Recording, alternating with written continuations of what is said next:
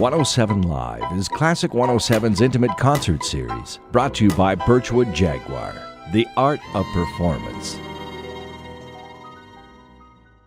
Well, you all know this time of year is an incredibly busy time of the year for live music. Classical, jazz, rock, pop, you name it. Classical, if you look on our events calendar, every day there's like 5, 6, 7 different things going on. And the resident conductor of the Winnipeg Symphony Orchestra, Julian Pelicano, is going to be busy himself, but he found time to come in the studio this morning. Good morning, Julian. Hey, good morning, Michael. How are you doing? I'm doing good. I should ask you, how are you, really? I'm good. I'm You're doing good? very well, yeah. I'm very good. High spirits this Christmas season. Yeah, absolutely. Awesome. Yeah. You got to keep your spirits up because you got a lot of things going on in the next little while. Huh? Yeah. Tell us a bit that's about true. your schedule well, I mean, I know you just finished some things up and you got some more things on the calendar coming up. Yeah, it's actually been a busy fall between conducting the Pops series at the WSO and a lot of special concerts, also doing a bit of conducting with the RWB, and now we've just started. I started the WSO's Christmas season with a tour of southern Manitoba. We went to Brandon, Steinbach, and Portage. Had 3 great concerts of Christmas music out there. And then also did our Christmas Pops last weekend on Sunday, which was great. A great opportunity to feature a lot of incredible talent from right here in Winnipeg with the symphony. And now we're coming up to conducting Messiah this weekend, which I'm very excited about. Mm-hmm. It's always busy at this time of year. There's a few other things as well, but it's such a pleasure to celebrate the Christmas season through music, through live music, and through performing and sharing my feeling about this wonderful time of year through probably my most comfortable language, which is notes and sounds coming from the stage. Mm-hmm. So it's a real pleasure. The versatility you need to have to be doing these Pops concerts, Christmas music, the Cork repertoire like Handels Messiah. How do you transition from one to the other? Get that music out of your head and put something else into your head. How easy is that? Do you have to sort of meditate on it, or go for a jog or something? Not really. I mean, to be perfectly honest, I treat almost everything that I conduct or play in the same way. So I try to bring the same viewpoint on what it means to be a performer, whether I'm playing as my instrument, which I don't do as much anymore as I used to, but or whether I'm conducting in the Pops or conducting an eternal masterpiece like Messiah or a symphony by Beethoven or an opera or whatever it happens to be, or doing something that I do here a lot. Many of your listeners might know that the symphony often does films live with orchestra, and we just did Harry Potter. I was not conducting. We had a wonderful conductor who came in. He's kind of a Harry Potter specialist. But films live with orchestra, these wonderful scores by John Williams or whoever it may be. I treat them, in the same way that I would Handel's Messiah, with the same level of detail and seriousness. And basically, it's an opportunity to express something or to say something or to bring people together through music. And so that's the joy of it, no matter what the music is. We always try to present great music, no matter what the genre or style may be. Well, absolutely, because your audience is there because they want to hear that particular music, as you say, whether it's a John Williams or a Handel, right? I mean, the audience takes it seriously because they're there. I mean, those Harry Potter fanatics or the Charlie Chaplin or the people that love those scores, right? They know them and they really appreciate them. Oh, absolutely, and they should be appreciated. I mean, they're absolute masterpieces in their own right. I mean, this is the music of our time. I mean, John Williams and music for films. It expresses something that can be expressed today. Handel's music expresses something that in the 1740s was very new and fresh for those people, and somehow it has still to this day, it speaks to us, and that's the great. We don't know what will happen to the music of today in 300 years, so we can easily look back at Handel, but that music, like John Williams or the music of the Pop series or whatever it is, that's the music of our time. It speaks to us in a different way. Mm-hmm. I'm chatting with Julian Pelicano, the resident conductor of the Winnipeg Symphony Orchestra. He mentioned a couple of things that he's got on his plate. I guess one of the main things, and I want to congratulate you, is this is your first masterwork series, first big masterwork series with the Winnipeg Symphony Orchestra. You're doing Handel's Messiah, so congratulations for that. All right, well, thank long you very overdue, much. and I'm very happy for you about that. Thank so you, I appreciate that. So how are you approaching the Handel? I mean, I know it's done every year. It's done every year. What's your take, or what's your approach on the Handel's Messiah? Well, I mean, that's a tall order a piece that's been performed continuously since the 1740s every year.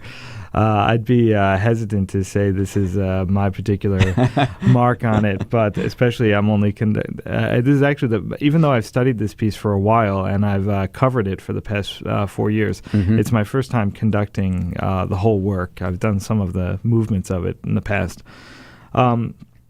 But I mean, to be perfectly honest, it's an endless piece of music. I mean, I've probably, in preparation of this performance, I probably first opened the score in April. So sort of working on it continually and in bursts since then. But it could go on. Like, I'll perform it this weekend, but I'm not done with it. Okay. I mean, there's so much music, there's so much incredible music, there's so much to discover, and every time I open the score I discover something new. So and that's the beauty of a masterpiece, and a masterpiece that has lasted so long, is that the content is so incredibly deep that it allows for a multitude of interpretations. That's the depth of what Handel and his librettist Charles Jennens were able to accomplish in this oratorio. To be honest, it's a revolutionary oratorio even today in the sense that, it's experimental. There are no real characters, on the stage.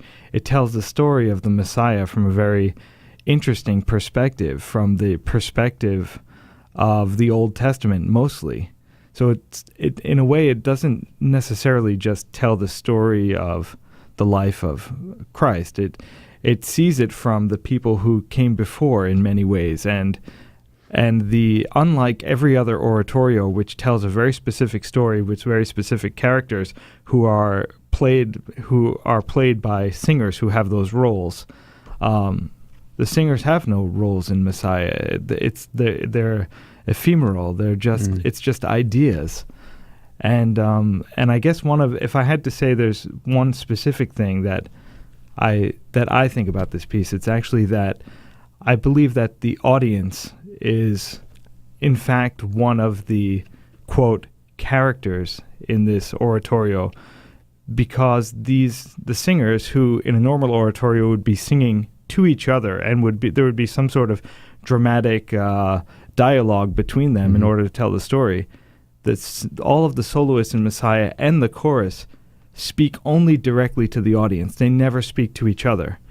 And so, and I think that's also one of the reasons why it's so loved, because it does capture the audience through the words that are aimed directly at them, and also through Handel's incredibly theatrical music that he was able to gain because of his experience in opera. So a real theatrical composer, incredible text, and absolutely captures an audience.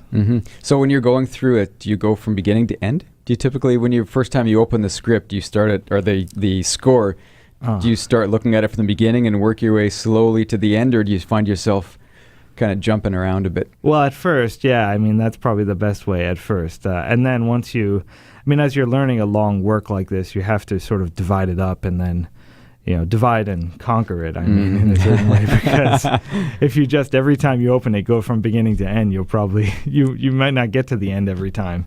So you have to make sure, you have to really keep a good schedule yourself. Any time that you're learning a long work, or at least that's how I do it. I'm not sure how others do.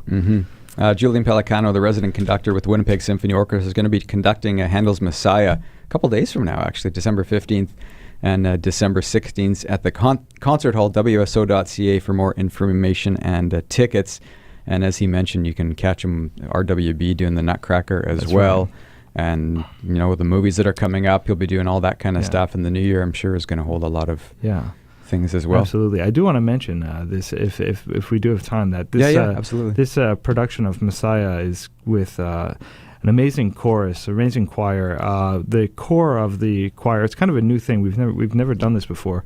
But the core of the choir this year is the incredible chamber choir, Winnipeg-based chamber choir Pelicano, which is directed by John Weens. Mm-hmm. All of the soloists are members of Pelicano, so soprano Jane Fingler, countertenor Daniel Peasgood, tenor PJ Buchan, and also bass Chris Cornelson are going to be our soloists. So it's an all-Manitoba cast, which we haven't done in recent memory. And the rest of the choir is filled out by other wonderful singers who have either auditioned or been invited to sing, and they make up, I guess, what we're calling right now the WSO Chorus. But the core of this is Pelicano, and John has done an amazing job of preparing them. And so it's a slightly different Messiah than in past, because the choir is actually smaller than we usually field for Messiah. But it also gives the choruses a certain level of dexterity, because it's only 55 singers. So, and plus only you have 55. Only 50, and you have the wonderful voices of Pelicano in there as well. So it's very exciting to work with such amazing singers. So you're putting your stamp on it already. So Handel's Messiah. Thank you for mentioning that. Sure. That's an important feature of this the Handel's Messiah. So go and check it out. If you've seen it in the past years, it's going to be a little bit different this year. As he was saying, it's sort of an all Manitoba choir. And also featuring Pelicano, led by John Weens. John Weens, good guy. He's been in the studio a number of times, too. Absolutely, Great musician. Julian, it's been a pleasure. Oh, thank you very much. We'll have you back again Likewise. soon. I had put the word out. I was hoping you'd bring your accordion in this morning to, kind of entertain us with some accordion music. It's the one thing that the Messiah is missing is accordion, but I forgive Handel for that. Yeah. Well, that would be different if you were to be up there conducting and playing accordion. That would be different. Yes, you may not keep the job for too long. I'm not sure that. Yeah. Anyway, best of luck. Have fun. Have fun with that for sure. Oh, thanks very much. I know I will. That's Julian Pelicano. Again, he's conducting WSO's Messiah. Go to WSO.ca for information and tickets. From the Classic 107 studios in downtown Winnipeg, 107 Live for Birchwood Jaguar, the art of performance.